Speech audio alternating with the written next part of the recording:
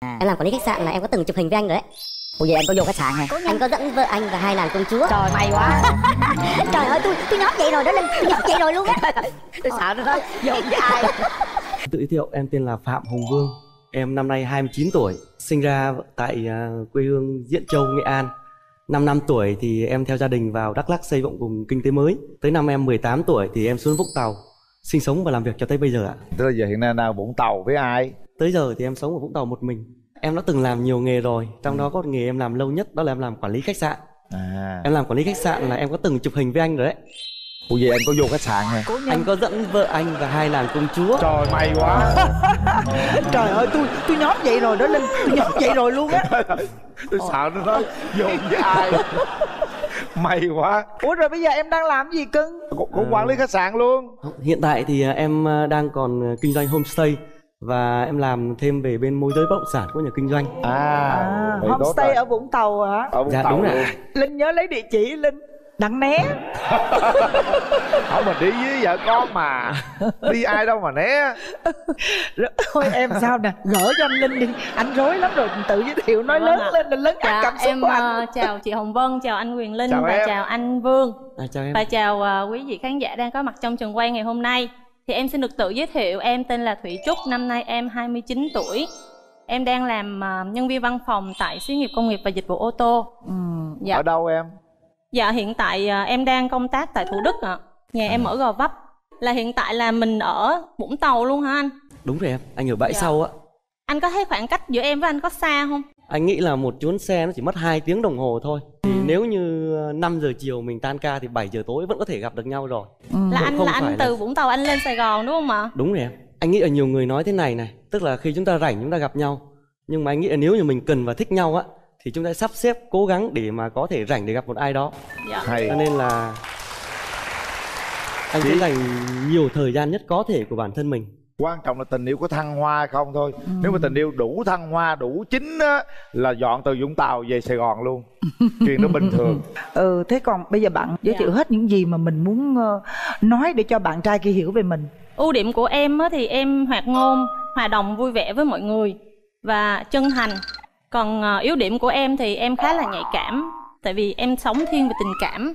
Cho nên là em sẽ dễ bị ảnh hưởng bởi những người xung quanh, đặc biệt là những người thân của em. Đó. Còn cái khuyết điểm nữa là em là người rất là thẳng tính. Tức là em không hài lòng một cái vấn đề gì đó là em nói thẳng luôn. Nói liền luôn, dạ, không có để đúng bụng. rồi, em nói liền luôn. Dạ, em cũng có thích nhậu nữa. Dạ, em không biết là bạn nam ở bên kia như thế nào, nhưng mà lâu lâu á thì em hay cùng đồng nghiệp và cùng những anh chị em là đi nhậu với nhau. Tửu lượng của em là tính như thế nào? Tính ly hay là tính lon? Em uống mà em có thể kiểm soát được là tầm khoảng 5 lon. Dạ, Còn 5 mấy ly? lon. Dạ ly thì không có tính ly chị. Rượu phải uống bằng ly chứ đúng không? Dạ đúng Không, rồi. tính lít á. Tính bằng xị hay là tính bằng lít đó, anh Linh hỏi vậy. Dạ xị thôi ạ. Xị. Dạ. Em ơi, anh hỏi chút này. Dạ. Em bảo là 5 lon là em còn kiểm soát được, vậy thì em có hay không kiểm soát được bản thân không? Dạ không anh. Dạ. Rồi, em trai, bây giờ em phải nói điểm mạnh, điểm yếu của mình đi. Điểm mạnh của em là tính em thân thiện, hòa đồng và có khả năng giao tiếp tốt với mọi người. Đúng rồi, quản lý Và khách sạn mà. đủ mọi lứa tuổi, tức là em có thể nói chuyện và chơi những bé 1, 2, 3, 4 tuổi cũng được. Quá tốt. Hay là đến những người lớn tuổi 60, 70 tuổi. Giống anh đó, anh là giao tiếp ai cũng được hết. Mình nói chuyện tình yêu đi. Dạ. Bên kia có mấy mối tình rồi em gái? Dạ hiện tại thì em có 2 mối tình ạ. Hiện tại hả? Dạ không, em nhầm trước đây ạ. Mối tình dài nhất là khoảng 3 năm nhưng mà tụi em yêu xa. Rồi mối tình ít nhất là mấy năm? Dạ 1 năm ạ. Thì do bên em tụi em không cùng quan điểm với nhau. Hùng Vương, em có mấy mối tình rồi? Em thì có 3 mối tình. Mối tình đầu tiên của em là hồi còn đi học cấp 3. Rồi. Thì đó là mối tình đầu. Mấy năm? 2 năm ạ. Rồi mối tình kế tiếp? Mối tình kế tiếp thì là mối tình hồi sinh viên. Mấy Nhưng mà năm? thời gian cũng diễn ra rất là ngắn, chỉ mấy tháng thôi. Mấy tháng rồi. Sau đó thì mối tình gần đây nhất thì em có yêu nhau là 2 năm. Vậy là cũng gần 5 năm Dạ. với tình yêu rồi. Dạ thì Tại sao lại chia tay với mối tình đó? hai người tình yêu chưa đủ lớn để có thể sẵn sàng thay đổi vì nhau. Quan điểm mà khi tiến đến hôn nhân gia đình nó khác nhau. Em có thấy mình có thiếu sót gì trong các mối tình đó không? Em nghĩ là bản thân mình Không biết em là học thiếu được sót cái cách gì? là quan tâm với đối phương hơn. Đó, tức là cái thiếu sót của mình là mình thiếu quan tâm đến đối phương. Cái này mình phải rút kinh nghiệm. Bởi vì trong tình yêu nếu không quan tâm chăm sóc thì tình yêu không đủ lớn. Tại sao tụi anh lại nói chuyện về quá khứ? Tức là sau những mối tình thất bại đó mình rút kinh nghiệm gì để mình biết, để mình bổ sung cho cái mối tình mới, chứ không phải là mình moi cái chuyện quá khứ làm gì. Rồi, như vậy là rõ. Chúng ta sẽ đến với những cái gì mới hơn, một cái mối tình mới, và cố gắng chăm sóc những cái gì mà thiếu thôi từ ngày xưa giờ nha. Em ơi, với em cái người bạn gái mới mà em muốn tìm hiểu á, thì em muốn cái bạn đó phải như thế nào? Em chào chị. Chào em. Em thích chị từ ngày mà đóng những phim hài với anh Xuân Hinh á. Trời ơi, công nhận cái trí nhớ của bạn này rất là tốt, đúng không? Nhưng mà chắc chắn là chưa bao giờ em thấy chị ở một khách sạn nào. Trời ơi. Sao bây giờ em nói cho chị nghe coi là cái bạn gái của em á, bây giờ em muốn bạn như thế nào, ngoại hình ra làm sao, hay là phải giống với một cái mẫu hình lý tưởng nào mà em nghĩ trong đầu? Em thì em không một hình mẫu lý tưởng nào cả. Em thích cảm giác yên bình bên một người có tính cách mà họ thiện lương, biết thương cảm với những hoàn cảnh khốn khó, và nếu một người thích kinh doanh càng tốt. Là bây giờ mình đang làm homestay với lại ngành bất động sản. Dạ đúng rồi. Thực ra thì em thích những người phụ nữ có tính cách một truyền thống pha chút hiện đại, cố gắng vun vén cho gia đình cũng như cho dòng họ hai bên nội và ngoại, mọi thứ nó hài hòa. Có những khi mà mình hơi quá một chút thì hai bên tự cân bằng với nhau. Mà nóng tính quá thì nhiều điều sẽ không hay nói trong lúc mà mình quá nóng. Chào xem đàn gái. Dạ, em chào anh Quyền Linh. Em là cô gái rất là thông minh. Dạ. Anh nghe nói thôi, anh biết rằng em là người giao tiếp cũng rất là tốt. Dạ em cảm ơn anh. Em thích không thích điều gì đàn ông? Em nói điều em thích trước đi. Dạ, thứ nhất em thích một người đàn ông chân thành, ấm áp, biết cách cư xử với lại người lớn. Còn cái điều mà em không thích đó là thứ nhất là keo kiệt, gia trưởng, lăng nhăng, và thích thể hiện mình á, tức là không có khiêm tốn. Em qua cái tuổi yêu đầm thắm, yêu cuồng nhiệt rồi. Tức là bây giờ em chỉ muốn một cái tình yêu êm đềm thôi. Êm đềm đúng không? Dạ đúng rồi. Mình chưa gặp nhiều, mình chưa biết như thế nào, nhưng mà qua cách giao tiếp thì nghĩ rằng người đàn ông này có thể nói là 80-90% đúng với những gì tiêu chí bên đàn gái đó. Rồi để tôi hỏi chuyện nhà trai chút xíu nè. Nói nghe nè bé. Ví dụ đi, cái cô bạn gái này nè, cổ nói bây giờ cổ muốn em chuyển về Sài Gòn với cổ, thì em có đồng ý không? Em nghĩ là nếu hai người mà đã quyết định một cách chắc chắn sẽ đến với nhau, xây dựng thành một hạnh phúc gia đình á, thì nơi nào có thể phù hợp với bản thân của hai đứa thì mình sẵn sàng về nơi đó. Y như anh, tức là khi người ta đã xác định mình lấy nhau, mình cưới nhau, thì ở đâu có điều kiện, có công việc ổn định, có sự phát triển về kinh tế, chúng ta sẽ quyết định ở đó. Bạn nam này rất đẹp trai nè, mà ăn nói thì rất là ngọt ngào. Nhiều khi mình ghen lòng ghen lộn lên mình chịu không được. Ví dụ vậy thì sao? Xa quá trời luôn. Thì đó, thì đâu đó. Có xa. Vấn đề quyết định là do hai bạn. Do các bạn thôi. Bây giờ mình sẽ tham khảo ý kiến người thân. Đúng rồi. Em gái đi với ai? Dạ em đi với chị hai của em ạ. Chị hai. Chị hai ạ. Rồi chào chị hai. Dạ em chào anh Huyền Linh, chào chị Hồng Vân ạ. Em xin chào Vương. Em là chị hai của bạn Trúc. Bạn Vương thì rất là bản lĩnh, rất là giỏi về giao tiếp, có khả năng là vun vén cho gia đình á. Chị cũng hy vọng là qua cái chương trình này hai bạn đã nhờ chương trình có cái duyên để gặp nhau rồi, thì mình cũng nên cho nhau một cái cơ hội. Trước tiên là có thêm một người bạn, sau đó thì cái chuyện gì đến thì nó sẽ đến. Em xin hết ạ. Cảm ơn chị. Cảm ơn Rồi, cảm ơn chị gái. Còn Vương đi với ai cưng? Em đi với em trai ruột của mình. Dạ em chào anh Quyền Linh, em chào chị Hồng Vân và tất cả mọi người trong trường quay. Em là em trai của anh Vương. Thì qua cuộc nói chuyện vừa rồi á, em cảm thấy là chị gái là một người rất là có kinh nghiệm và một người từng trải. Và năm nay thì hai người cũng đã 29 tuổi rồi, thì em mong hai người sẽ có một sự lựa chọn chín chắn và trưởng thành nhất để đưa ra quyết định sáng suốt nhất ạ. Nhưng mà em thấy chị gái được không? Dạ chị gái rất là xinh ạ. Hợp với anh trai mình về tính cách về này kia không? Dạ cái đó thì em chưa dám chắc, nhưng mà em tin là sẽ hợp nhiều lắm ạ. Sẽ hợp nhiều lắm. Dạ vâng. Rồi cảm ơn sự góp ý của hai họ ha, trai và gái. Bây giờ mình mở rào cho hai bạn gặp mặt đi, rồi hai bạn sẽ quyết định nha. Mở rào.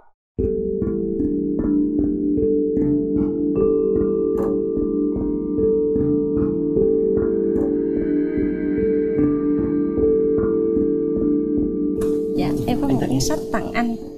Cảm ơn. Dạ anh cũng hay đọc sách à? Anh thích sách từ nhỏ. Dạ vâng.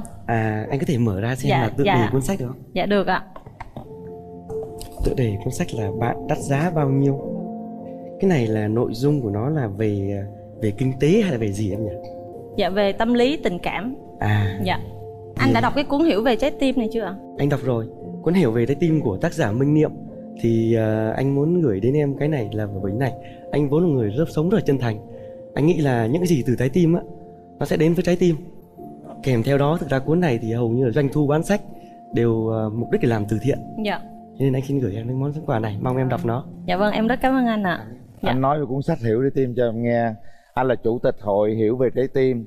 Tụi anh sản xuất ra cuốn sách này để bán, để lấy tiền mổ tim cho trẻ em. Cũng nhờ cuốn sách Hiểu Trái Tim này mà tụi anh mổ gần 2.000 ca mổ tim cho trẻ em, gọi là kém may mắn trong cuộc sống đó em. Dạ.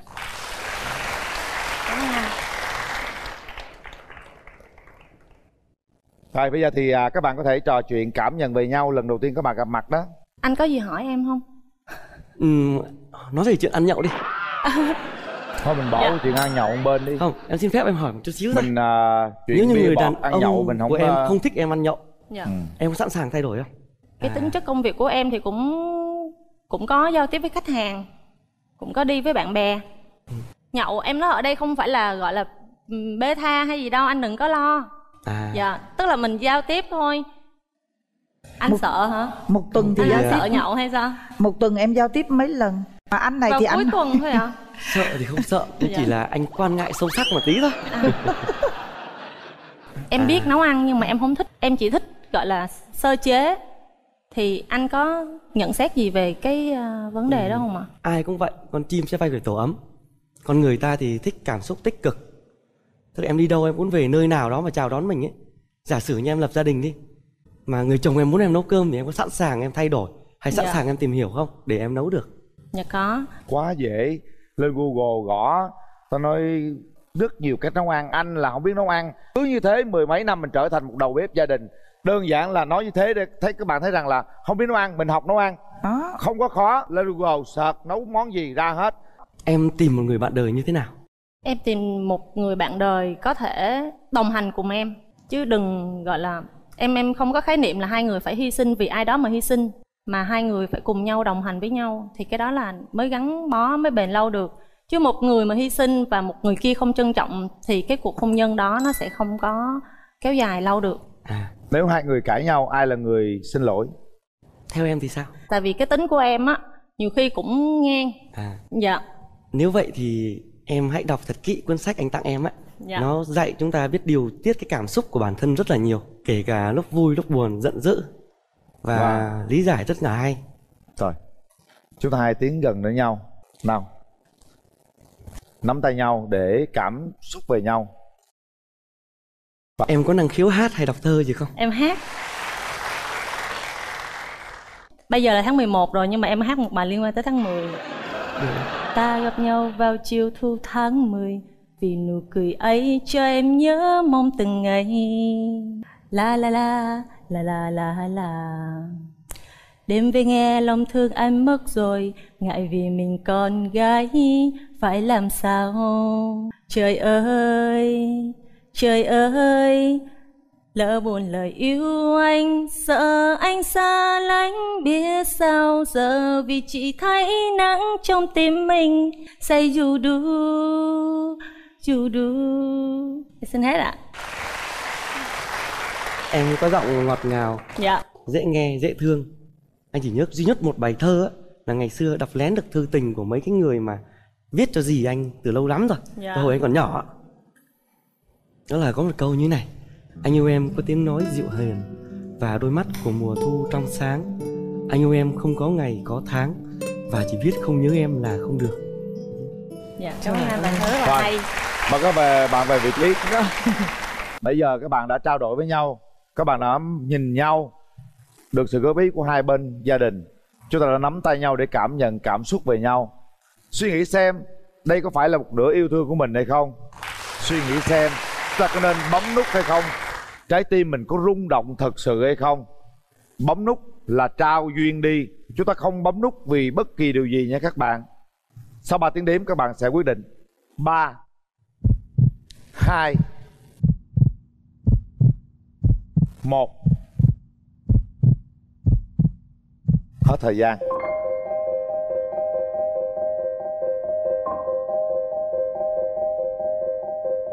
Anh xin chia sẻ một chút thế này này. Anh nghĩ rằng bên ngoài kia sẽ có rất là nhiều chàng trai bấm nút cho em, Nhưng mà anh nghĩ rằng cá nhân anh nghĩ rằng anh không phải là người phù hợp với em. Cảm ơn bạn đã chân thật với trái tim của mình. Rất tiếc các bạn chưa rung động, chưa bấm. Thì đúng như bạn trai nói, ở ngoài kia có rất nhiều chàng trai sẽ bấm cho em gái, và cũng rất nhiều em gái sẽ hợp với chàng trai sẽ bấm nút cho em. Chúc cho hai chúng ta sẽ sớm tìm một nửa yêu thương của mình. Chúng tôi trân trọng những cái suy nghĩ từ trái tim của các bạn. Món quà của các bạn vẫn giữ lấy làm kỷ niệm. Người lạ ơi, có đôi khi chúng ta gặp nhau trên đường đời, một lần nữa thì sao? Hiện giờ thì cảm giác bạn gái thế nào? Mình không thể đi cùng nhau, nhưng mà mình có thể là bạn của nhau. Đúng rồi. Mình sẽ có thêm một cái mối quan hệ mới.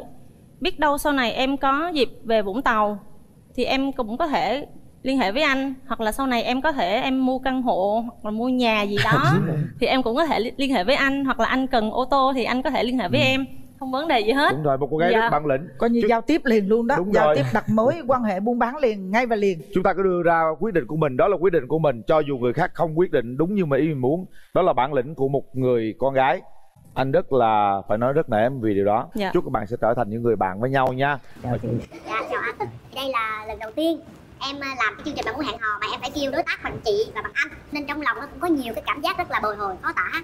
Và em nói chuyện với anh chị này xong em biết là em không có khả năng để lấy chồng nữa, tại vì thấy anh với chị là cứ thích người. Anh tên là gì? Tên là Kiệt. Kiệt hả? Dạ Kiệt. Bao nhiêu tuổi? 39 tuổi. 39 tuổi. Mời bạn nữ ra xem sao. Và bây giờ mời bạn nữ của chúng ta bước ra sân khấu.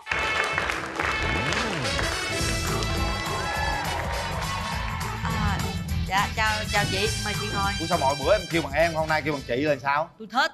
Sao mà bữa anh kêu ta bằng em, nay anh kêu bằng anh. Vậy cho nó sướng. Chào chị, dạ năm nay chị bao nhiêu tuổi? Dạ em 39 tuổi ạ. Rồi hợp bên đây luôn. Chị tên gì? Dạ em tên Nguyễn Thị Thơm ạ. Vậy chị Thơm hiện giờ đang làm công tác ở đâu? Em nghề nghiệp chính là kỹ sư xây dựng ạ. Nữ làm kỹ sư xây dựng là coi như bản lĩnh. Em làm nghề này cũng 15 năm rồi. Kỹ sư xây dựng là khô khan lắm mà sao hôm nay em thấy chị ướt át quá vậy, thước tha quá vậy? Hiện giờ chị đang ở với ai? Dạ em sống với mẹ với mấy anh chị em trong nhà. Dạ, bữa nay mẹ em cũng có đi cổ vũ nữa. Vậy hả? Có mẹ chị hả? Dạ. Anh làm nghề gì? Em đang làm công ty bất động sản. Vị trí của em là trưởng phòng kinh doanh. Trưởng phòng kinh doanh là xung quanh mình rất là nhiều người bạn, không lẽ không tìm ra được người yêu sao phải đến đây? Em cũng đã từng trải qua rất là nhiều. Khoảng bao nhiêu mối tình? Đậm nhất là chỉ có 2 mối tình thôi. Còn nếu mà lợt lạc thì em không nhớ. Nhiều quá đúng không? Tại sao mà nhiều mối tình như vậy mà chưa tìm được người yêu của mình? Tính tình của anh sao? Anh mong muốn gì của người bạn đời của mình? Em muốn cái người bạn gái của em phải tương đồng với em. Thứ nhất về học vấn, cái thứ hai có chí cầu tiến, cái thứ ba biết làm mới mình, phải biết có một cái chút kiến thức về cái fashion của mình chút xíu. Thì cho tới bây giờ em 39 tuổi rồi nhưng mà em vẫn chưa tìm được cái người đó. Anh nói tôi không tin. Chưa tìm được người yêu nhưng lý do là sao anh đeo nhẫn kìa. Thì tới đây đi kiếm người yêu đeo nhẫn vậy tôi không tin. Thôi nghỉ đi, giờ đi cái màn đi. Đeo nhẫn có vợ rồi hả? Đúng rồi. Bây giờ tại sao anh tới đây kiếm người yêu mà đeo nhẫn đây nè? Đeo nhẫn vậy là không được. Đúng không? Cái nhẫn này á là một người bạn tặng em.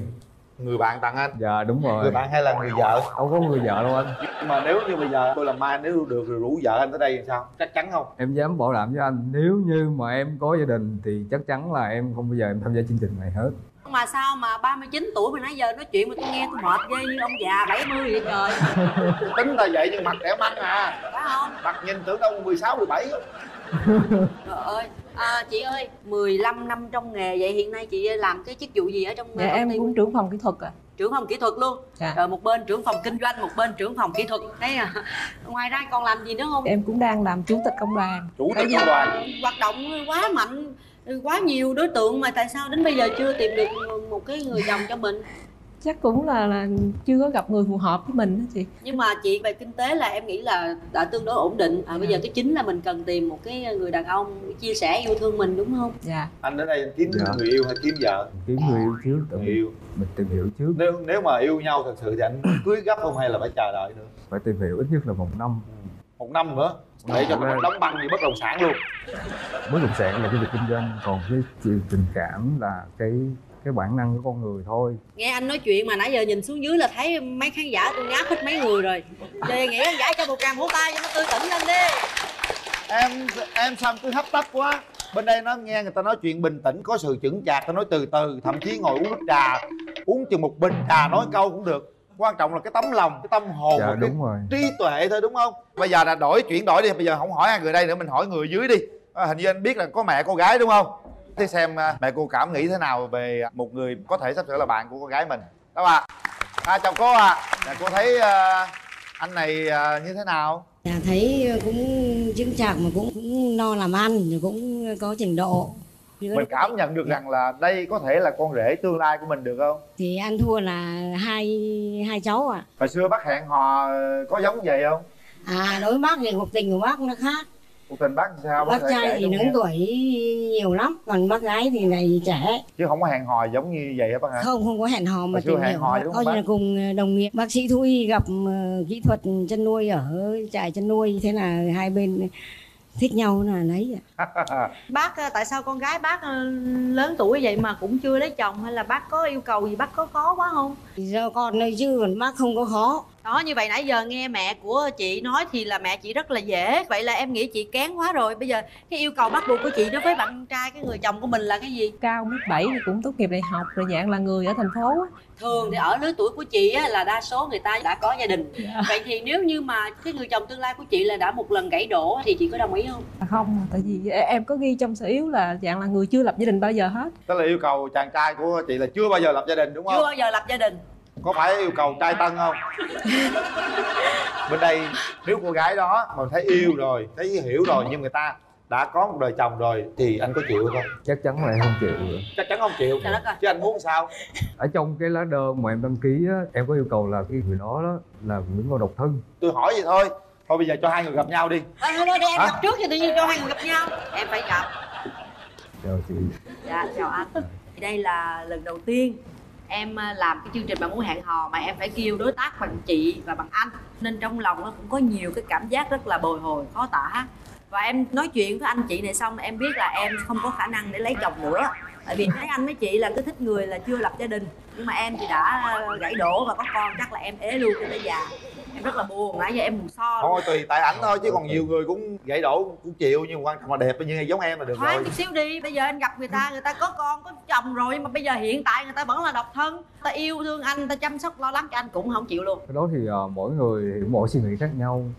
Nhưng tôi quyết định vậy rồi, đừng có hỏi nữa, tao quyết định phải chưa có gia đình mà, đúng không? Đúng không anh? Đúng không anh? Tao quyết định vậy rồi. Đúng rồi anh. Đâu có gì đâu mà hỏi, tôi qua tôi coi luôn cho rồi. Chào chị, kỹ sư xây dựng, chủ tịch công đoàn, trưởng phòng kỹ thuật, quá trời dữ luôn. Cái này không lấy uổng lắm á, tôi thiệt á. Em thấy là xứng đôi vừa lứa. Xứng đôi đó.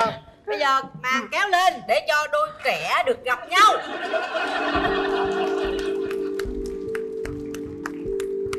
Rồi. Dạ, mời chị. Xin mời anh chị. Anh chị có 2 phút để trò chuyện với nhau. Dạ, chào anh. Tên Kiệt thôi. Hay kinh doanh không? Không, cách kinh doanh có khác bây giờ. Chưa bao giờ hỏi mua đất nha. Ta nói ta tập trung có 2 phút nói đây nè. Thấy tao mặc váy dài mặc quần gì đâu kéo dớ này trời. Vậy đi gặp bạn gái gì thế rồi kéo dài xuống. Không, cái style nó vậy đó anh. Style vậy đó hả? Cái lò giới đâu mới được hả? Ở quê anh ở đâu? Quê anh thì gốc ngoài Hà Nội luôn. Mẹ em có người gốc Hà Nội. Có nhà thành phố chưa? Dạ em có mấy căn rồi chứ. Vậy bất động sản mà. Tao mua bán mà hỏi tao có nhà không? Mấy căn đó là của công ty hay của anh? Dạ của em chứ. Được vậy được. Tại vì em làm bên xây dựng thì chắc cũng gần cái nghề của anh. Em cũng có học về bất động sản rồi nữa. Chồng mua đất vợ xây.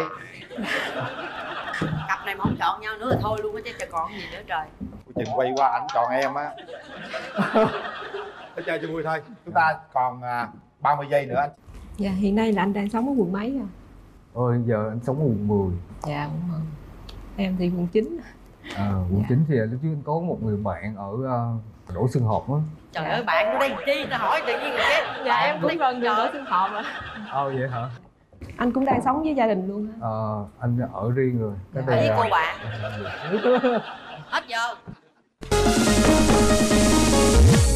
Rồi bây giờ chúng ta sẽ có 3 tiếng đếm để quyết định. Đồng ý thì chúng ta sẽ nhấn nút để hẹn hò, không đồng ý thì chúng ta không nhấn nút. Và cho dù có đồng ý không đồng ý thì các anh chị vẫn được quay vòng quay may mắn để nhận những sản phẩm từ Toshiba. Chuẩn bị. 1. 2. Từ từ. Ta lớn tuổi đi, từ từ. Em làm như 21, 22 vậy đó. 2 rưỡi. À nó khó với ế đúng. 2,45.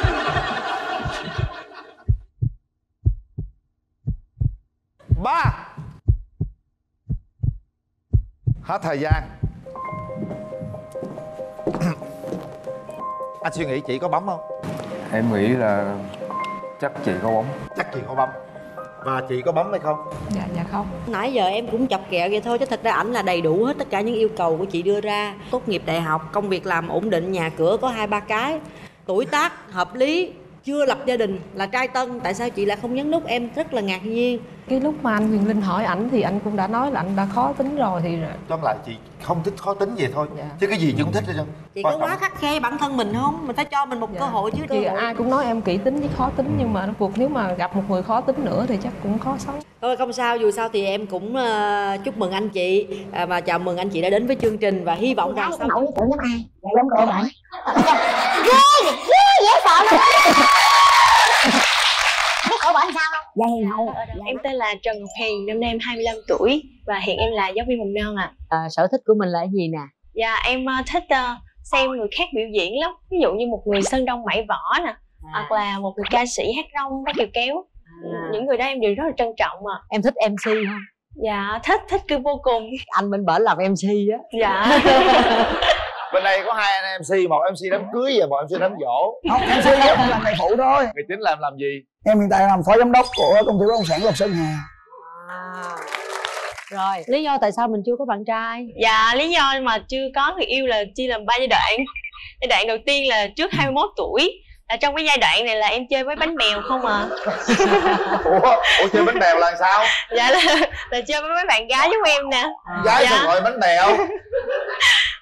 Em hay nói vui á, bánh bèo với bánh gai. Ảnh bển bánh gai, em bánh bèo. Anh bên đây bánh mì. Anh là bánh ú. Rồi sau đó, sau cái giai đoạn chơi với bánh bèo, lên mình học cao đẳng á, thì mình tiếp tục chơi với bánh bèo. Tại vì giáo viên mầm non là đi toàn bánh bèo thôi. Dạ, rồi giai đoạn sau này là đi làm thì đa số là phụ huynh nè. Hoa đã có chủ, không thể nào đập chậu mà cướp hoa nữa. Nên vì vậy mà đến tới giờ. Ưu điểm của em là cái gì? Ưu điểm của em á, em nghĩ là em biết lắng nghe và em biết chia sẻ. Em sống rất là tình cảm. Khi mà người ta có những tâm sự gì đó, em nghĩ là em có thể làm cho người ta có thể vơi đi nỗi buồn. Khuyết điểm của em á thì em hay mít ướt lắm. Em hay xúc động khi nói về mẹ của em, hoặc là khi mà em thấy một câu chuyện cảm động nào đó trên TV thì em cũng xúc động. Mình muốn một cái người bạn trai của mình là một người như thế nào? Đối với người bạn trai của em á, ngoại hình nó là một cái ưu tiên mà không bao giờ em chọn hết. Không là... Đúng rồi. Nói chuyện khó hiểu. Tưởng đâu là ưu tiên, tự nhiên ưu tiên mà không bao giờ em chọn hết. Cũng nói ngược nữa. Rồi, nên em cần anh ấy có một sự chững chạc và điềm tĩnh. Tại vì em thích một người mà có cảm giác là cho em có sự an toàn. Vậy thôi. Đơn giản vậy trời. Đáp ứng được không em? Dạ em dư luôn anh ơi. Quá dễ luôn, cái đó mà không được nữa là thôi. Em dư luôn. Dư luôn hả? Ưu điểm của em là gì? Khuyết điểm là gì? Có nói cho bạn gái bên kia nghe luôn. Dạ, ưu điểm của em thì rất là nhiều. Vui tính, hòa đồng, chịu thương, chịu khó, siêng năng, có tư duy thành công, yêu thương ba mẹ, bạn bè, gia đình, và mọi người rất là yêu thương em. Nhược điểm của em là đôi lúc hơi nói nhiều tí xíu. MC mà anh. Rồi em thích làm cho mọi người cười. Mọi người cười vui quá, cái mình cười luôn, cái đôi lúc nó hơi lố tí xíu. Khuyết điểm gì nữa không? Ăn nhiều đó anh. Ăn nhiều. Anh nói vậy đó, em thấy sao? Là anh là một người đàn ông rất là lý tưởng đối với những cô gái. Có lý tưởng đối với em không? Nói nhiều thì em hơi e ngại. Hơi e ngại hả? Dạ, tại mẫu người của em á là anh Đinh Tiến Đạt. Anh Đinh Tiến Đạt anh rất là ít nói. Có gì anh kêu lại em ơi. Trong đó có một sự điềm tĩnh và em thấy là sự an toàn đó, em thích như vậy. Anh sẽ che chở cho em. Vì sao hồi nãy nói không có cần ngoại hình rồi? Đúng rồi, anh Đinh Tiến Đạt anh lùn lắm. Thì còn cái điểm nào mà không thích ở một người bạn trai không, mà chị qua chị coi mặt? Em á hả, em không thích là cái anh đó mà lần đầu tiên gặp mặt em á mà hay đụng chạm một người của em á. Có những cái sự dê nhẹ nhẹ là không thích. Đúng rồi. Đúng không? Đúng rồi. Rồi còn gì nữa không? Dạ đơn giản vậy thôi. Rồi vậy thôi nha. Dạ vâng. Nhớ gặp người ta. Thấy cái mặt này quen quen ta. Nói chương trình em làm giám khảo đó. Bữa chị khen em đó. Chưa có bạn gái? Dạ có mà chia tay rồi chị ơi. Vậy là cái cô bữa hổm mà tới bạn có thực tài là bạn gái đúng không? Tôi nhớ cô đó đẹp lắm à. Dạ, cái con mà quay trên là bạn gái, còn cái con mà ra diễn chung với em là em gái. Nói chung xung quanh lúc nào cũng toàn là con gái. Mà hôm nay đi lên bạn muốn hẹn hò, muốn tìm thêm một bạn gái nữa. Dạ luôn. Tham lam quá nha. nha. Tại ở ngoài mình không có duyên, chương trình trợ duyên giùm em.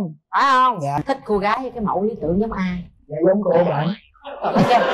Ghê dễ sợ luôn. Biết cổ bệnh sao không? Dạ hiền hậu, dạ dễ thương, với chân dài nữa chị. Không có dài, chân cục lũng mà. Được không? Dạ mặc áo dài. Ai nói mặc áo dài? Dạ nói chung là thường mấy cô giáo mà về mầm non á thường hay mặc áo dài rồi thương con nít, mẹ cũng thương con nít dữ lắm. Cái đó là người ta đi dạy. Dạ. Còn bữa nay người ta mặc quần sọt. Quần sọt lửng áo thun ba lỗ. Không, em nghĩ không phải vậy đâu. Em tưởng tượng ra mà em nhìn xuyên bằng đêm. Giờ cá không? Dạ. Giờ cá nè, nếu mà không mặc áo dài thua tôi cái gì? Cá cái gì? Bao nhiêu cá em chơi luôn. Ba chơi chỉ điểm kỳ ba. Cho ba cái micro phỏng vấn ba cái ba chơi kỳ quá. Đấy, con lên hơn ba. Dạ. Ba thấy cô bên này sao ba? Dạ, chấm. Ba cho được mấy điểm ba? Mấy điểm ba? Dạ này để con trai cho. Trời ơi sao hai cha con đá qua đá lại không vậy trời ơi trời. Em hôm nay mình tới tham gia chương trình với ai? Dạ hôm nay em tham gia chương trình với mẹ của em ạ. Vậy hả? Còn mẹ đâu? Dạ mẹ của em đây ạ. Dạ chào cô. Cô thấy bạn trai bên kia sao cô? Thì cái đó là do con của cô thôi chứ cũng. Cô có nhận định gì con không? Cô có góp ý gì con? Mới gặp lần đầu thì thấy chắc nói nhiều. Dạ con cảm ơn cô. Dạ, đó sở trường của con đó. Dạ cảm ơn cô rất nhiều. Rồi thì vậy thấy hai gia đình dễ quá mà. Có nghĩa là bây giờ tùy là đôi trẻ thôi. Đó. Ông Mai qua. Dạ em chào anh Quyền Linh ạ. Chào cô giáo. Dạ. Tướng mặc quần sọt có thun ba lỗ đẹp ghê ha. Nếu mà bạn thích một cái người biểu diễn cho bạn xem thì đây là đúng đối tượng rồi đấy. Dạ. Một anh chàng cũng rất là trai. Nhưng mà cô giáo ít nói vậy, một cái người nói nhiều quá thì có ngại cái điều gì không? Dạ em thuộc dạng hơi điên á anh. Em cũng không có nói ít lắm đâu. Chưa đúng lúc thôi, chưa bắt được kênh thôi. Anh đây cũng điên lắm. Hơi ấy cũng hai bên gặp nhau cũng dữ lắm mà. Thôi để hai người gặp nhau thôi ha. Bên đây đẹp trai, nói chung đẹp trai đó. Lanh lợi. Bên đây cũng đẹp gái vậy anh Linh. Đẹp gái. Chúng ta cho hai người gặp mặt nhau cái đã. Lên. Kéo màn lên. Chưa, từ từ. Cũng nôn quá à. 2 phút dành cho nhau, bắt đầu. Em xin chào anh ạ. Em xin chào em. Dạ. Em thích coi biểu diễn. Dạ đúng rồi. Vậy em có muốn anh biểu diễn một tiết mục cho em coi không? Dạ nếu anh có chuẩn bị. Ở đây anh có một cái hũ ha, cái hũ này trong này không có gì. Dạ, chắc chắn không có gì đúng không? Đợi xuống. Rồi. Ở đây là trang giấy trắng. Em cầm cái ốc quẹt, em bật lên. Giữ nguyên nha. Rồi. Hai mình gặp nhau đúng không? Tình cảm bắt đầu tìm hiểu nhau. Anh ảo thuật gia nữa. Và một điều kỳ diệu xảy ra khi mà chúng ta nói chuyện với nhau đúng không? Tìm hiểu nhau thì nó sẽ đơm hoa kết trái ra một cái bông hồng. Và lần đầu tiên gặp gỡ thì anh cũng muốn quà tặng cho em. Này, một cái nhẫn. Anh mua nhẫn cặp nha. Hai cái hộp màu xanh giống nhau. Màu xanh là màu xanh của hy vọng. Anh hy vọng mình là điểm đích cuối cùng. Đưa tay ra. Điểm đích cuối cùng là hai đứa mình Em không. Em có một cái quan niệm như thế này. Khi mà quen á là phải 4 giai đoạn. Đầu tiên là khởi động, buộc chướng ngại vật, rồi tăng tốc rồi mới về đích. Chưa gì về đích em không chịu. Không, cái này không phải đích, cái này mới khởi động thôi. Giống khởi động Giống khởi động. Em thích đeo ngón nào? Em nghĩ là ngón đầu tiên. Rồi dù gì cũng nhận rồi, cho dàn hố tay đi các bạn. Anh không tặng em bông hoa đó hả? Bông hoa để tạo thật. Cái bông hoa đó người ta đi kiếm cơm. Chết chưa? Mà quan trọng bông hoa tới cái nhẫn chưa mà. Tiêu chuẩn một người bạn gái của anh là như thế nào? Cao. Hiền. Giả vờ hiền được không anh?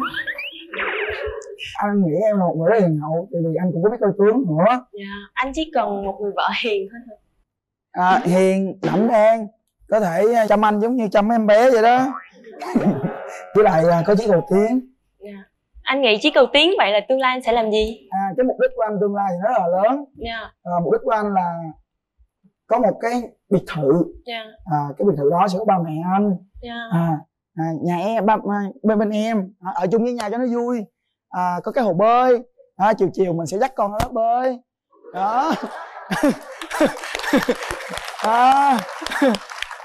Anh sẽ mua một chiếc mui trần. Tại giờ mà xế hộp thì nó kín quá, chạy không ai thấy hết á. Anh thì hay đi show lắm. Anh sẽ chở em và con đi cùng. Chúng ta vừa đi vừa ngắm cảnh. Tuyệt vời, đúng không ạ? Ước mơ của anh nó khác hẳn ước mơ của em. Ước mơ của em là gì? Ước mơ của em là có một ngôi nhà tầng trệt thôi, cấp 4. Bình thường, xung quanh nó trồng nhiều cây và hoa. Và đi xe, em thích đi xe đạp thôi. Không có thích môi trần. Nếu như vậy thì anh sẽ để một cái nhà cấp 4 sát bên cái biệt thự. Em buồn buồn thì hai đứa mình có đó ở. Anh sẽ mua một chiếc xe đạp, anh sẽ trồng nguyên một vườn hoa cho em, anh cũng thích hoa lắm. Rồi ước mơ vậy đủ lắm rồi. Môi trần mà xuống xe đạp. Bây giờ vậy nè. Không, để chiếc xe đạp tới bên người trần. Rồi tạm dừng ước mơ của bạn lại đi. Chúng ta nói chuyện về hôn nhân và gia đình, quan điểm thế nào về tình yêu? Có vẻ như là em có vẻ hơi là kén chọn tình cảm đúng không? Em trong tình cảm em rất là nghiêm túc, không kén chọn. Nhưng mà khi mình đã chọn thì là mình sẽ gọi là quyết tâm với cái sự lựa chọn của mình. Căng thẳng quá, em làm anh căng thẳng quá. Anh là một người rất là hài hước, anh thích nhìn thấy nụ cười rất đẹp của em. Mà em cầm cái nhẫn với bông hồng của anh là anh vui rồi đó. Hết thời gian. Như đó ta cũng đã cảm nhận về nhau rồi. Vấn đề là chúng ta sẽ quyết định có đồng ý hẹn hò với nhau hay không. Hãy nói thật với trái tim của mình. Hãy suy nghĩ thật kỹ. 3 2 1. Hết thời gian.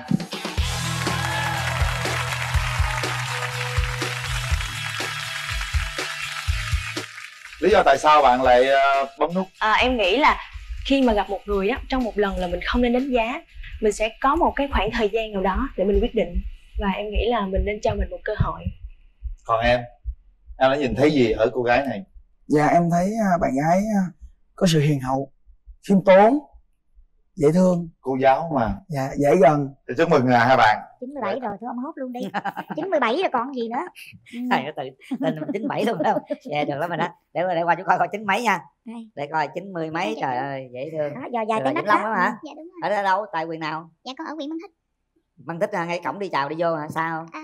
Dạ cổng chào đi vô chắc khoảng 10 cây. Dạ.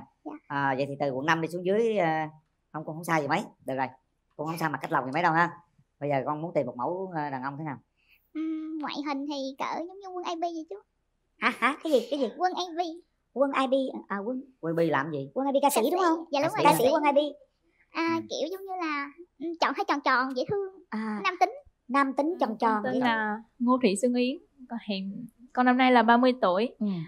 Con đến từ Vĩnh Long. Hiện tại công việc của con là nhân viên kế toán. Nhân viên kế toán hả? Con cũng làm ở Vĩnh Long luôn. Dạ, ở Vĩnh Long luôn hả? Dạ đúng rồi. Ủa sao Vĩnh Long mà có người họ Ngô ta? Ngô Hồng Vân. Ngô Vĩnh Yến. Dạ. Ngô Thị Xuân Yến. Ngô Thị Xuân Yến. Con ngồi kế cô Ngô Đặng Hồng Vân đúng không? Hồng Vân đó, cũng 4 tên đó. Rồi, nào, mời bạn trai đi. Chào chú Quyền Linh, chào cô Hồng Vân, chào bạn nữ bên kia và chào các quý vị khán giả. Em tên là Nguyễn Thanh Toàn, hiện làm nhân viên của một cửa hàng cắt cảnh. Buổi tối thì có những người mà như có đặt thêm bánh thì em sẽ làm thêm. Làm ở đâu? Làm ở quận 5. Quận 5 là nhà quê ở quận 5 luôn hay là quê ở quận 4? Quê quận 4 sống quận 5. Quê quận 4 làm ở quận 5. Quê quận 4 làm quận 5. Lần đầu tiên là chú nghe vậy đó. Xa quá nè. Xa quá. Quê quận 4 làm quận 5 xa quá. Xa, bên đó xa rồi bên đây xa hơn nữa. Bên đây ta tới Vĩnh Long. Bên đây làm bánh tự con làm luôn hả? Dạ. Trời ơi dễ thương quá. Trai mà làm bánh chắc ngon lắm á, thường á là những người có luôn nè. tặng bánh chú hả? Chú chút nữa có. Chú coi coi. Vậy tưởng lấy ra, trời ơi ngon quá. Thấy bánh cũng mê rồi. Thôi bây giờ con giới thiệu đi. Điểm mạnh điểm yếu của mình. Điểm mạnh điểm yếu. Điểm yếu là con hay nóng tính. Mà trước đây thì có một lần còn học á thì có đập bể cái bàn. Nóng dữ mày. Dạ. Rồi vì cái tính nóng đó mà cũng xảy ra một cái chuyện nữa là cái tay hồi lúc đó đấm vô tường nó rướm máu. Trời ơi ghê quá vậy. Thôi bỏ đi. Dạ thì từ lúc mà tập võ đến giờ thì nó cái điềm tĩnh nó lại rồi. Tập võ là điềm tĩnh này, đúng rồi đó. Rồi còn điểm mạnh thì thể thao, năng động, rồi vui vẻ hòa đồng. Có hồi trước đây con có chơi bên taekwondo, đá banh với lại điền kinh. Rồi vậy thể thao quá hả? Dạ. Đó là cái môn nào cũng có huy chương hết. Tốt quá. Ủa có huy chương hết luôn hả con? Dạ có. Wow, chuẩn bị nó có huy chương làm bánh nữa nè. Hả? Huy chương làm bánh nè. Rồi còn để bên đây nè, con giới thiệu về điểm mạnh điểm yếu của mình đi. Dạ điểm mạnh con là vui vẻ,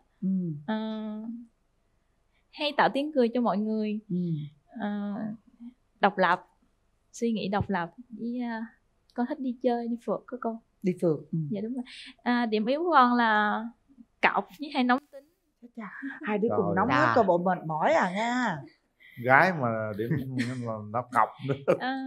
Mọi người mới gặp con lần đầu tiên á, thì nói con là rất là khó khăn. Mà thật sự là người gặp đầu tiên á, là con không thích nói chuyện. Là kiểu giống như là con không có tin tưởng người ta, sợ người ta kiểu giống như là không thích mình, hay là kiểu giống như là người ta phải tạo cho con cái sự tin tưởng, sự tin tưởng rồi con sự mới nói chuyện, gần gũi rồi thân thiết thì con mới nói chuyện, đúng không? Dạ đúng còn rồi. Bình thường là mặt con cũng lạnh băng như kem vậy đó, đúng không? Dạ đúng rồi. Rồi đó là cái điểm hơi yếu đó, đúng không nè? Dạ đúng cô rồi. thấy cái điểm đó là mình phải khắc phục. Rồi với lại con rất thích nuôi chó. Cuồng chó luôn. Cuồng chó luôn hả? Cái đó điểm mạnh mà, cô cũng thích nuôi chó đúng nữa. Rồi.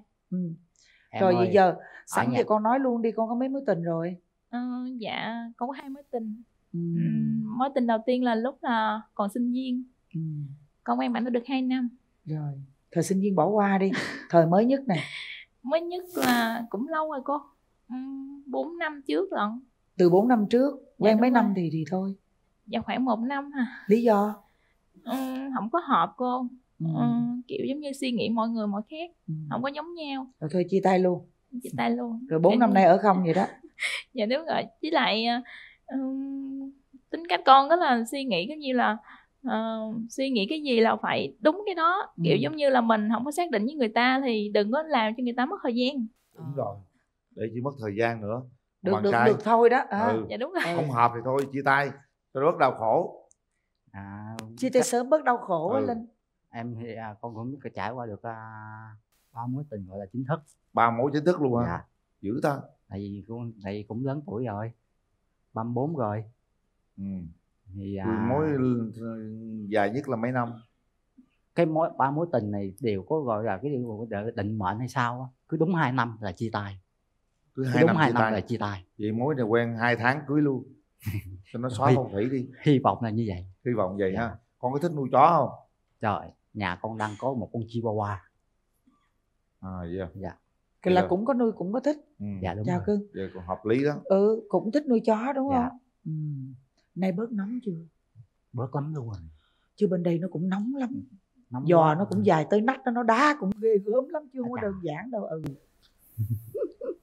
Con tưởng tượng cái người bạn gái của con sao? Con mong muốn như thế nào? Vui vẻ, hòa đồng và nói chung là có quan tâm tới cho nhau, biết chia sẻ, san sẻ với nhau. Đó là tính cách. Còn ngoại hình thì sao? Ngoại hình thì cỡ 1m50 trở lên là tính 1m6 là được rồi. Rồi sao nữa? Rồi có cần gì nữa không? Ưa nhìn là được rồi. Ưa nhìn là được rồi đúng không? Cô thấy con tưởng tượng cái người con gái ngồi bên đây á, là được bao nhiêu % mà con suy nghĩ? Trong suy nghĩ chắc bên cũng khoảng là 97% rồi. 97 rồi, thôi ông hốt luôn đi. 97 rồi còn gì nữa. Thầy nó tên 97 luôn đâu. Dạ được lắm rồi đó. Để qua chú coi 9 mấy nha. Đây. Để coi 90 mấy. Trời ơi dễ thương. Đó, giò dài tới nách Vĩnh Long đó. đó hả? Dạ đúng rồi. Ở đâu? Tại huyện nào? Dạ con ở huyện Mang Thích. Mang Thích ngay cổng đi chào đi vô hả? Xa không? Dạ cổng chào đi vô chắc khoảng 10 cây. Vậy à? Dạ. Vậy thì từ quận 5 đi xuống dưới cũng không xa gì mấy. Được rồi, cũng không xa mặt cách lòng gì mấy đâu ha. Bây giờ con muốn tìm một mẫu đàn ông thế nào? Ngoại hình thì cỡ giống như Quân AB vậy chú. Hả? Cái gì? Quân AB. Quân AB Quân AB làm gì? Quân AB ca sĩ đúng không? Dạ đúng rồi. Ca sĩ Quân AB. Kiểu giống như là chọn hơi tròn tròn dễ thương. Nam tính tròn tròn dễ thương. Mà tỷ dụ không tròn thì sao? Dẹp lép được không? Sao nãy giờ con tả mà thấy giống chú Quyền Linh không à? Nam tính tròn tròn dễ thương vui vẻ hòa đồng á. Dạ. Bạn trai phải là người không có gia trưởng. Tính cách là phải mạnh mẽ. Phải là quyết đoán, độc lập. Quyết đoán, độc lập. Dạ. Mạnh mẽ mà không gia trưởng, khó khăn quá. Dạ đúng rồi. Là không hút thuốc luôn con. Không hút thuốc luôn. Lúc mà con gặp, ví dụ mà con gặp bạn nam nào á, là đầu tiên là phải sạch sẽ, tóc tai phải gọn gàng, tay chân. Mà con nhìn lần đầu tiên là con vô con nhìn cái móng tay liền đúng không? Tay với chân chuốt. Cái chân với cái tay gì? Móng tay móng chân phải sạch sẽ con. Sạch sẽ. Con ơi, con thấy sao nè? Đưa tay lên đây chứ coi. Cái tay thôi đó, kìa không có móng luôn, con yên tâm, cắt không còn một miếng móng nào luôn á. Làm bánh mà tính chất công việc không có thể để nào mà để móng tay dài được. Đúng rồi, cắt sát mất móng luôn.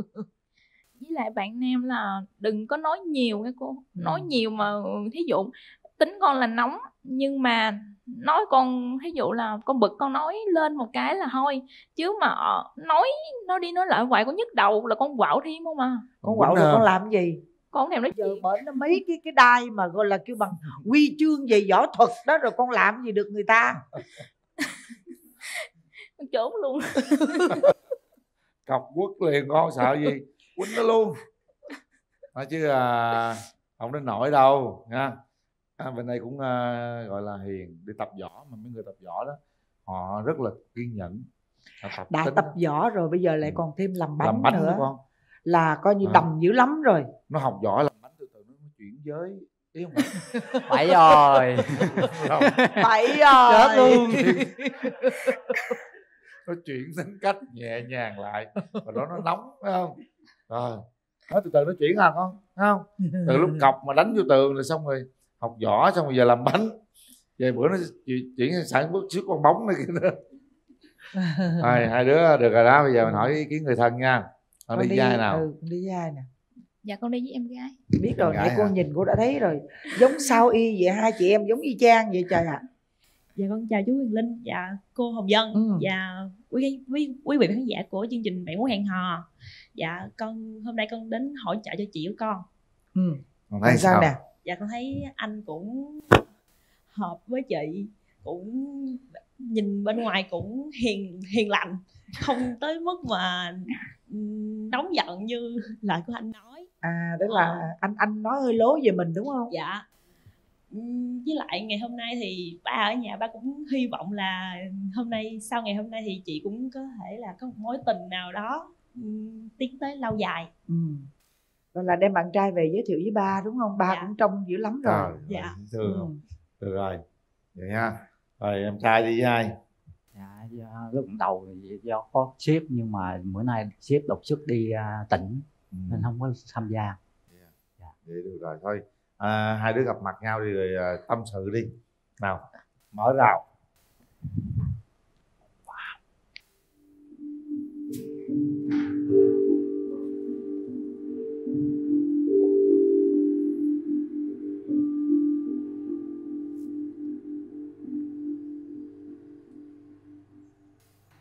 Bắt đầu đi. Rung hả? Quay qua nhìn đi, rung gì nữa? Quay qua nhìn. Không có rung. Đó. Rồi đứng lên tặng cái bông luôn. Con đó con gì vậy trời? Không biết con gì luôn. Con kỳ lân hay con gì á? Dạ tại vì mọi người đánh giá em là thô lỗ, cọc cằn, nóng tính. Nhưng mà anh thử tiếp xúc đi rồi anh sẽ thấy nó dễ thương như vậy. Dạ em thích màu này. Em muốn tặng anh một món quà kỷ niệm vào ngày hôm nay mình tham gia chương trình Bạn Muốn Hẹn Hò. Cảm ơn anh thì cũng có cái bánh gọi là tâm lòng của anh làm. Anh tặng cho em cái bánh để ăn thử. Đây. Bánh là con tự làm luôn hả? Dạ. Con muốn thử không? Con thử đi. Con thử coi có ngon không.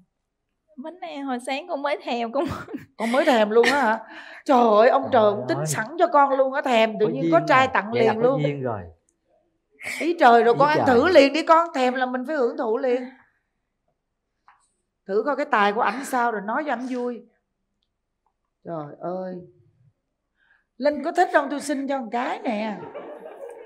Chứ tôi nhìn tôi thấy hấp dẫn dữ lắm luôn á. Thiệt. Không có thích nhưng mà ăn đi còn nhiêu để đó. Dễ gì con bé nó nói sáng nó thèm rồi mà. Không lẽ nó ăn hết. Nó cũng nghĩ tình nghĩa đây là vài Ngon cái không? chứ. Con cứ ăn con cảm nhận hả? Con thấy ngon là con khen, mà không ngon là con chê cho cô. Dạ ngon cô. Ngon phải không? Tại vì bánh là để nó ấy không ngon. Ngoài cái bánh á, thì anh có thêm một cái món quà, cây son cho em. Dạ cảm ơn.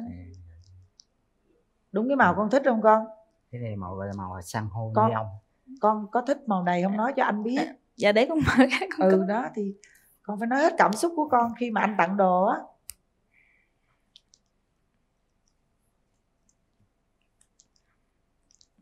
Tựa như cái màu em đang đánh đó. Dạ Sao? Đúng không? Dạ Đúng thích không? cô. Đúng màu con thích không? Dạ cũng thích. Con cũng thích này đúng không? Đưa cô cất giùm cho nói chuyện đi. Cô ơi, nếu mà cô cần con sẽ tặng cho cô nữa. Cô nhiều lắm, cô cất giùm nó thôi.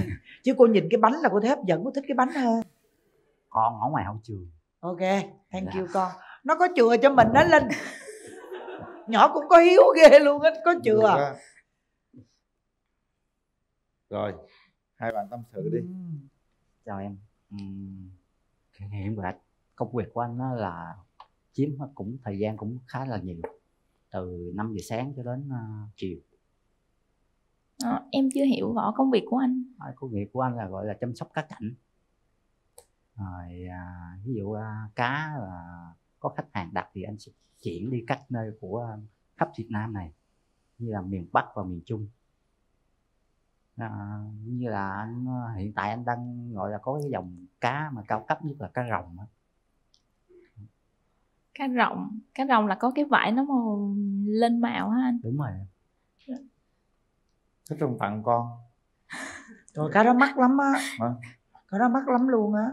Cá mà đó nuôi là phải nuôi mà nó phải khỏe, chứ nuôi mà nó cá đó là không phải khỏe là mà mệt lắm. 3 tháng lương của con mới được mua được cái con cá đó chú Linh ơi. Cái gì? 3 tháng lương mới mua được cái con cá đó. Con đó bây giờ bao nhiêu con? Dạ con cá đó mà mắc nhất đó, hiện tại là khoảng cỡ vậy là 100 triệu. Thôi về tặng cá bóng đi.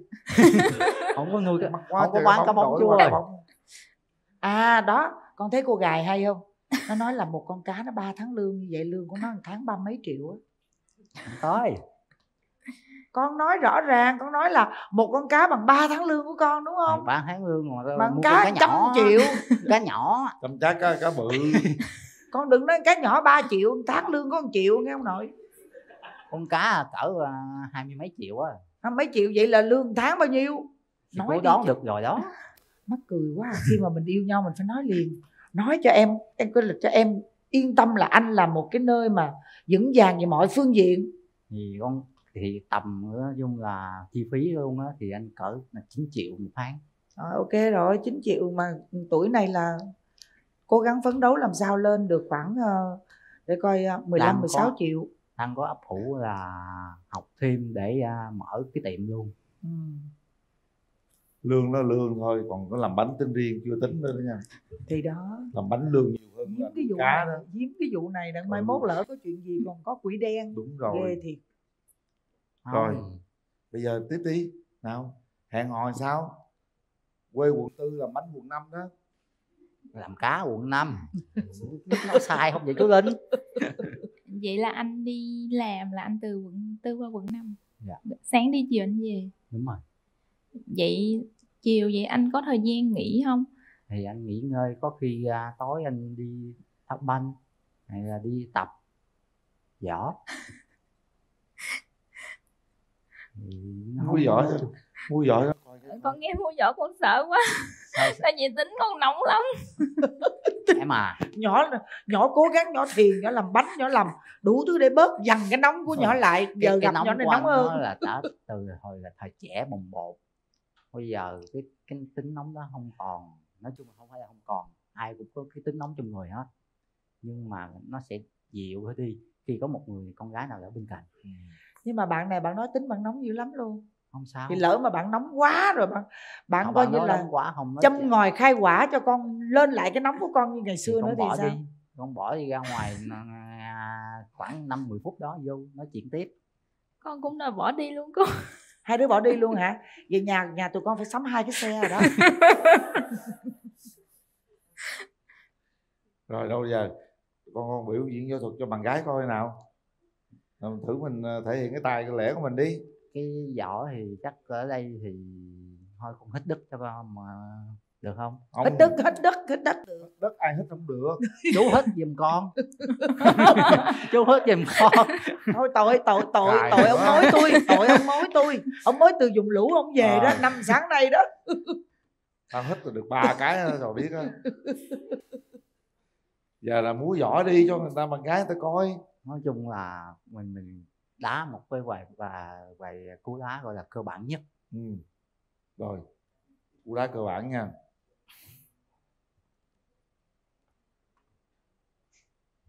Hey.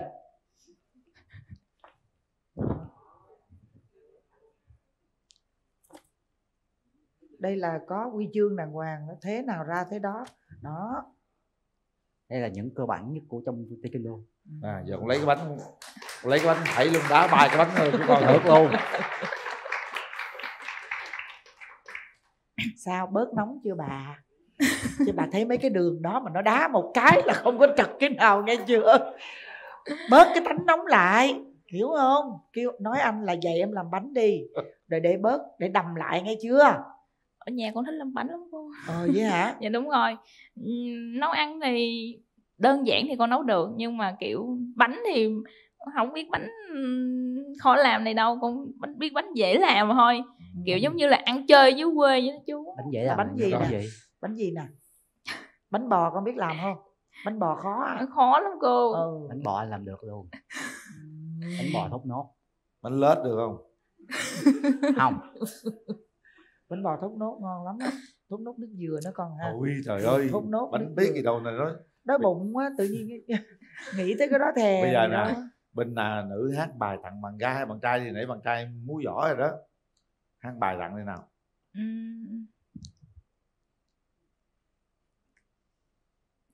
Tự nhiên con cũng mất, con quên rồi. Cái gì đâu gốm.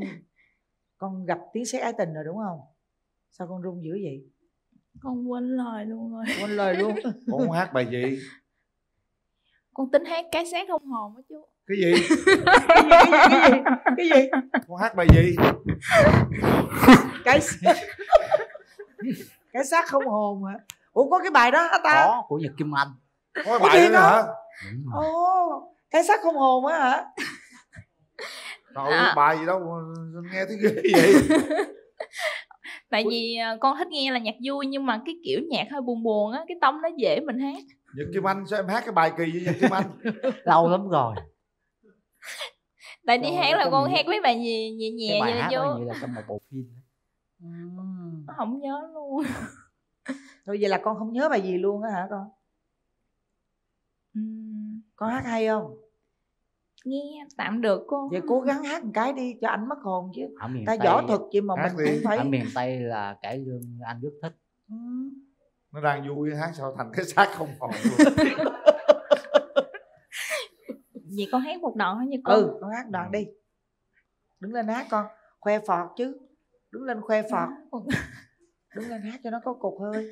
Con ngồi đúng cô. Con ngồi cũng được nhưng mà nó cũng có cột hơi, với lại dáng mình đẹp mình đứng lên chứ mắc gì mình phải ngồi.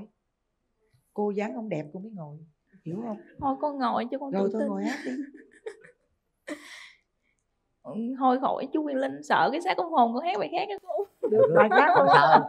Cái đó là chuyện của chú Quyền Linh. Ông làm sao mà giờ nó qua nó tới sợ cái của đúng rồi. Quyền Linh cãi chú Quyền Linh. Chú có làm sao còn sợ. Con cứ hát đúng cái xác con hồn đi. Nào Hát có còn hồn còn xác gì không?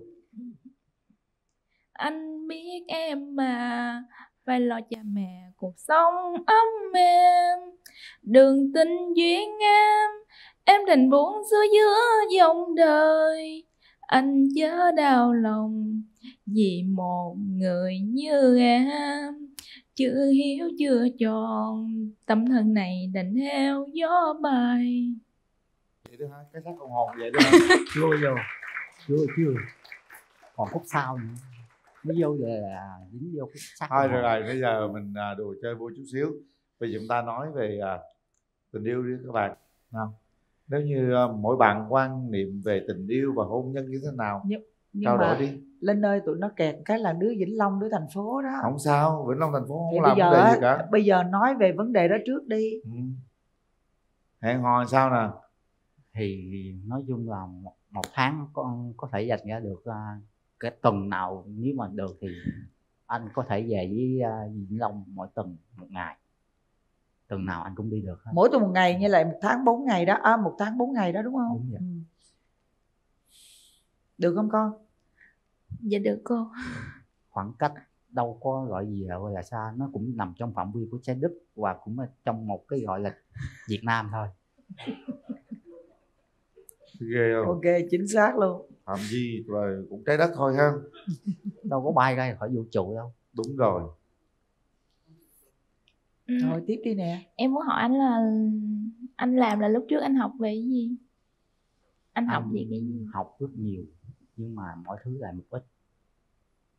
Anh có học bartender, cũng có học thêm một ít DJ, nhưng mà cái đó anh không có học thì anh mới chuyển qua làm bên ca cảnh này. Có nghĩa là anh đi học xong là anh thích cái đó một chút là anh đi học thử. Đúng rồi. Học nhiều quá giờ nó mới làm bánh đó. Bây giờ là mình nói chuyện về gọi là hẹn hò xong rồi. Bây giờ mình nói chuyện về cái quan điểm tình yêu và hôn nhân của hai đứa đi, để mình hiểu nhau hơn nha. Bây giờ mình giỡn cho nó vui rồi quên chuyện tình yêu luôn rồi.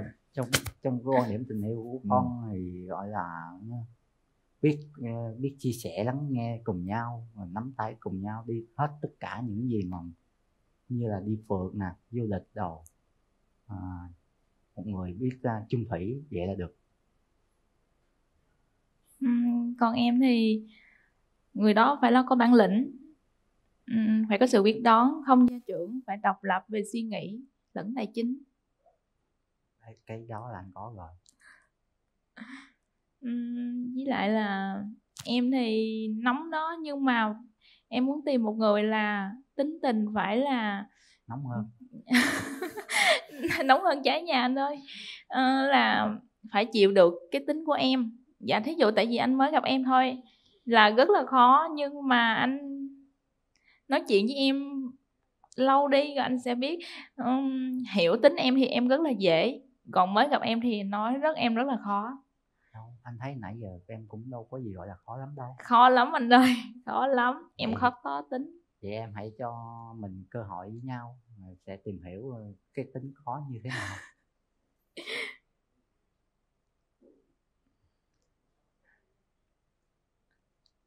Cho nhau cơ hội. Thôi, được rồi. Bây giờ là mình để tay nước bấm đi, bây giờ nói chuyện nhiều lắm rồi. Mình ngắt ngang cái khoảng này nó mới hồi hộp nè. Đó. Cho nhau cơ hội hay không là tùy hai đứa. Bên đây, để móc ở đâu, ông ngò ở đâu vậy, bên đây nè. Đó. Các bạn hãy nhắm mắt lại, kiểm tra xem. Bây giờ mình có thể đùa giỡn với nhau, nhưng đã đến lúc chúng ta phải nghiêm túc lại. Cảm nhận xem đây có phải là người mà mình sẽ hẹn hò hay không. Bấm nút là trao duyên, là hẹn hò, là hướng tới những điều tốt đẹp nhất.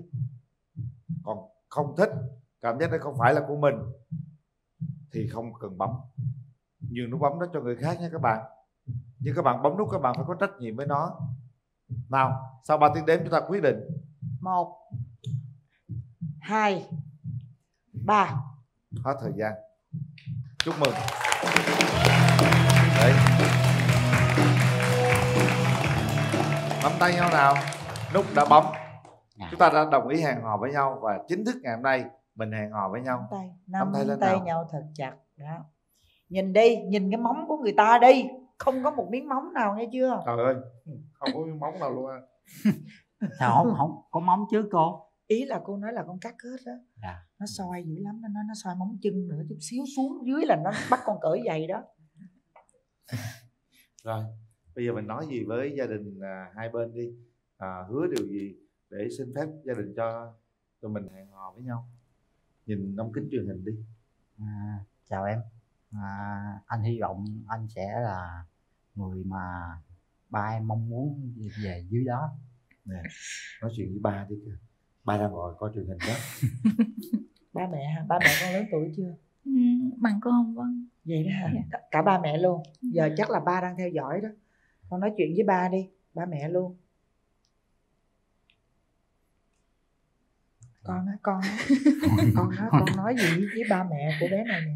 Con hứa với gia đình bên đó là sẽ chăm sóc em sao đó. Thưa hai bác, con sẽ cố gắng cùng em đi hết cái quãng đường còn lại của cuộc đời hai đứa, chăm lo cho hai đứa một cuộc sống gọi là vui vẻ hạnh phúc.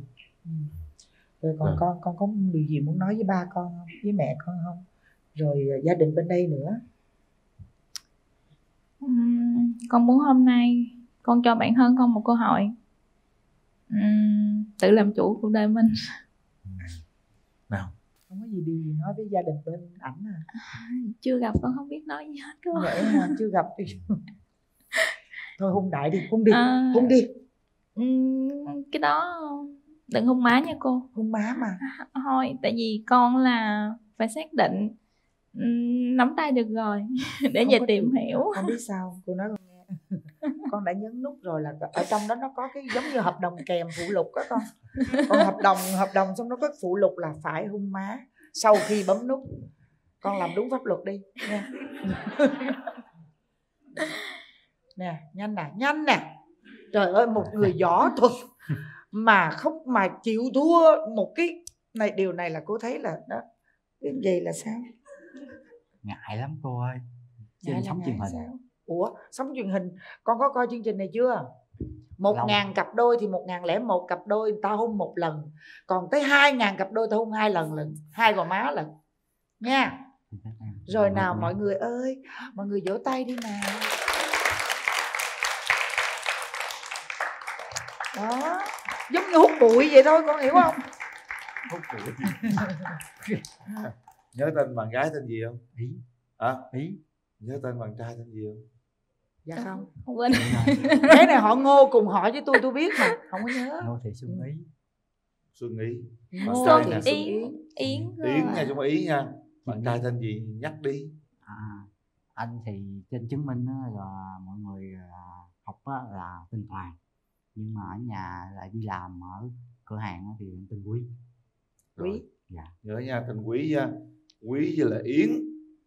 Chúc hai bạn hạnh phúc. Nào, tặng quà thôi. Đây, Vân tặng đây. Cái gì? Maven hả? Đây là một cái voucher giảm giá 30% cho Yến khi mà đến thương hiệu thời trang Maven. Không được. Cái này nó giả bộ con. Nó dặn cô là làm gì xong nó về nó ký vô. Nó mất rồi, nó mất cái thương hiệu được rồi nha. Đây là một voucher giảm giá 30% của thương hiệu thời trang Maven tặng riêng cho con nha. Quá trời. Còn đây hả?